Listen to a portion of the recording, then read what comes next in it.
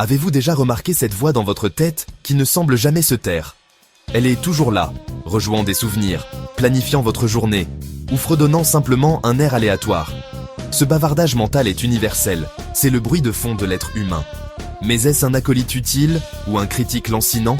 Cela dépend de la façon dont vous le gérez. Votre voix intérieure est votre coach personnel, votre stratège et votre biographe. Elle vous aide à prendre des décisions, à apprendre de vos erreurs et à vous préparer aux grands moments de la vie. Sans elle, vous auriez du mal à préparer des entretiens ou à réfléchir à vos actions. Ce dialogue intérieur est notre simulateur intégré, nous permettant de pratiquer des conversations et de réguler nos émotions. Ce n'est pas seulement du bruit, c'est le système d'exploitation de votre esprit. La vraie question est, quel ton prend votre voix intérieure? Est-ce un ami qui vous soutient ou un critique sévère? Reconnaître cette voix est la première étape. La suivante est d'apprendre à la former, la transformant d'une source d'anxiété en une source de force. Prêt à devenir le réalisateur de votre propre film mental? Plongeons-y.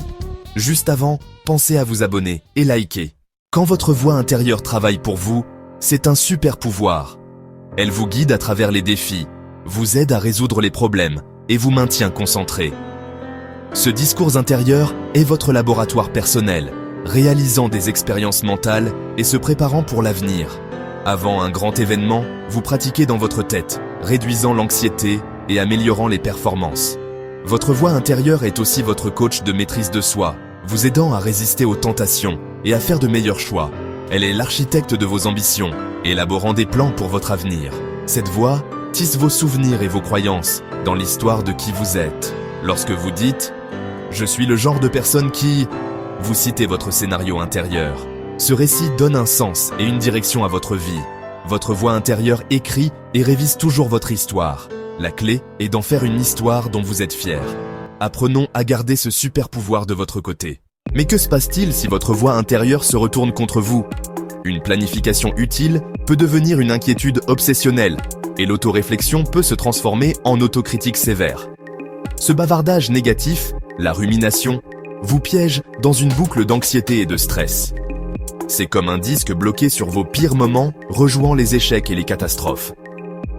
La négativité chronique déclenche la réponse au stress de votre corps, vous inondant de cortisol. Avec le temps, cela peut nuire à votre santé, augmentant la tension artérielle, affaiblissant l'immunité et épuisant votre énergie. Même des athlètes d'élite combattent leurs critiques intérieures, utilisant des rituels pour retrouver leur concentration. Pour nous tous, une voix intérieure sévère magnifie les défauts et minimise les forces, entraînant une faible estime de soi et de l'anxiété. La première étape pour se libérer? Réalisez que votre critique intérieure n'est pas vous, et que ces jugements ne sont pas des faits. Vous pouvez apprendre à défier et à changer cette voix. Ne la laissez pas diriger le spectacle. Reprenez le contrôle. Alors, comment rééduquer votre critique intérieure? La science offre des outils simples et efficaces.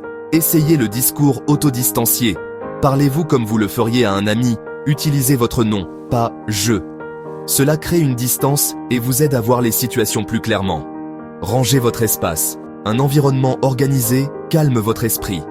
De petits rituels, comme des respirations profondes avant une réunion ou une routine du coucher, signalent à votre cerveau de changer de vitesse.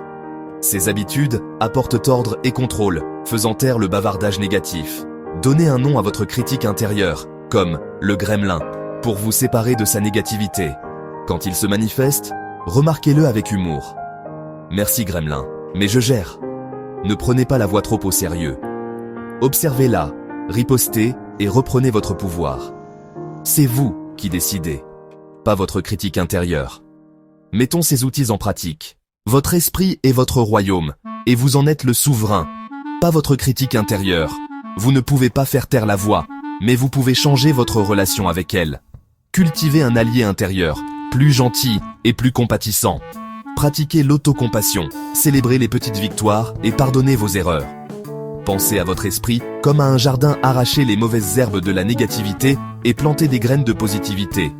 Cela prend du temps, mais avec de la patience, votre monde intérieur se transforme. Ce voyage est une libération de la souffrance auto-imposée.